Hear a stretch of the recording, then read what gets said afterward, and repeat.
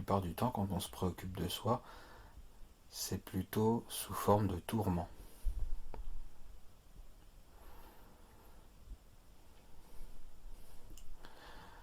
Quand on pense à la bienveillance envers autrui, eh bien on s'oublie, on ouvre son cœur, on s'apaise, on revient en contact avec notre joie intérieure, on développe notre discernement,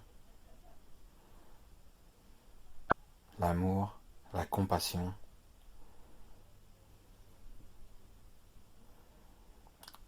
Puissiez-vous tous être heureux.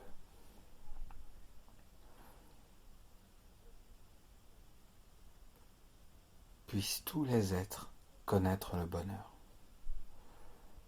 Les mots sont très importants. Puissent tous les êtres être heureux. Puisse cette personne être heureuse.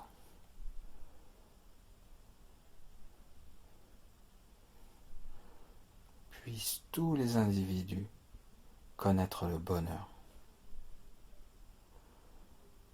Puissiez-vous être en paix.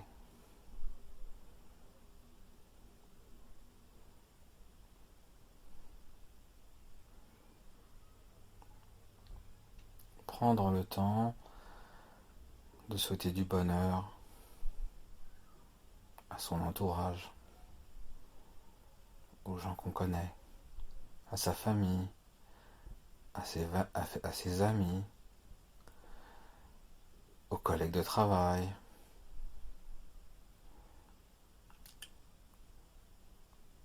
aux personnages de télévision, aux hommes politiques.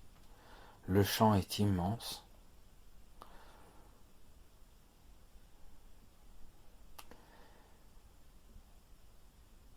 Aux gens qui nous ont fait du tort, aux gens qui nous ont fait de la peine, on peut leur souhaiter du bonheur.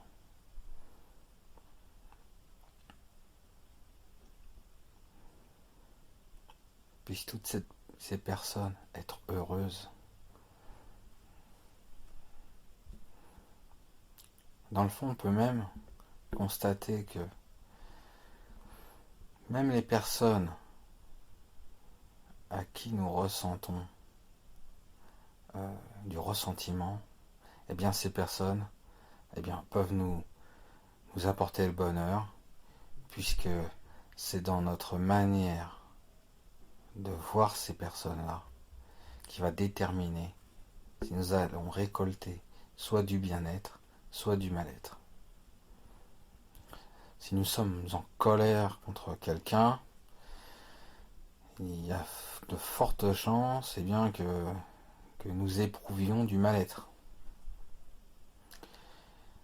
D'où vient cette colère? De notre perception. Et cette perception, nous pouvons la transformer. Donc, quelle que soit la personne, de ce que cette personne représente pour nous, en tant que bonne personne, en tant que mauvaise personne, ou en tant que personne neutre, eh bien, c'est pas la personne en elle-même, mais notre façon de regarder cette personne.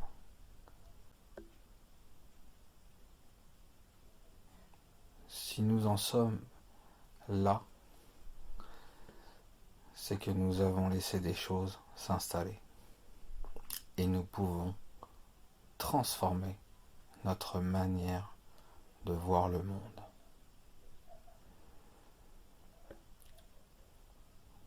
Quand on souhaite du bonheur aux autres, on se souhaite aussi du bonheur. Et toute la magie est là, en fait, de cette simplicité.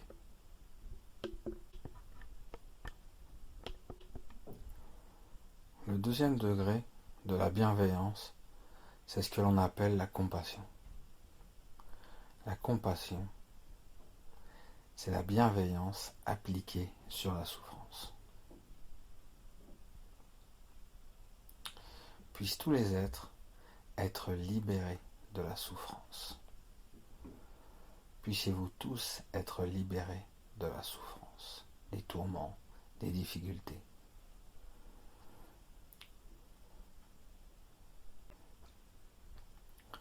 Puissent tous les êtres être libérés de la souffrance et des causes de la souffrance.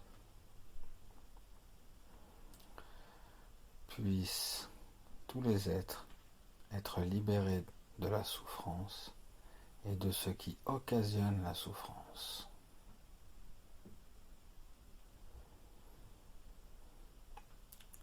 Puissent tous les êtres être libérés de la souffrance et de ce qui occasionne la souffrance. Puissent tous les êtres être libérés de la souffrance et de s'écouter avec bienveillance. De plus, cette pratique de compassion nous incite à réfléchir sur la nature de la souffrance. Cette joie fondamentale.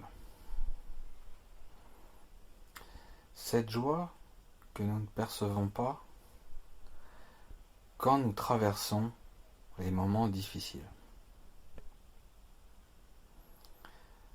Parce que nous ne réalisons pas que chaque fois que nous éprouvons de l'aversion sur une situation, c'est toujours en rapport avec notre bonté fondamentale.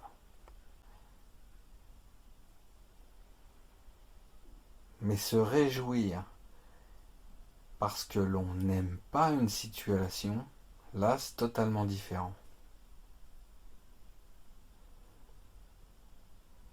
Je me réjouis parce que je n'accepte pas certaines situations, certaines souffrances. Donc quelque part, je peux modifier mon regard sur cet aspect intérieur.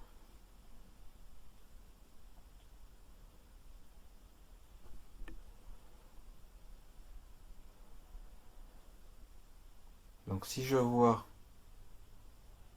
une personne malheureuse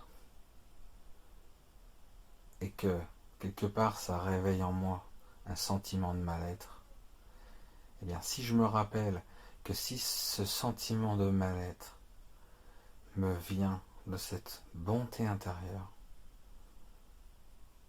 eh bien je peux en être content.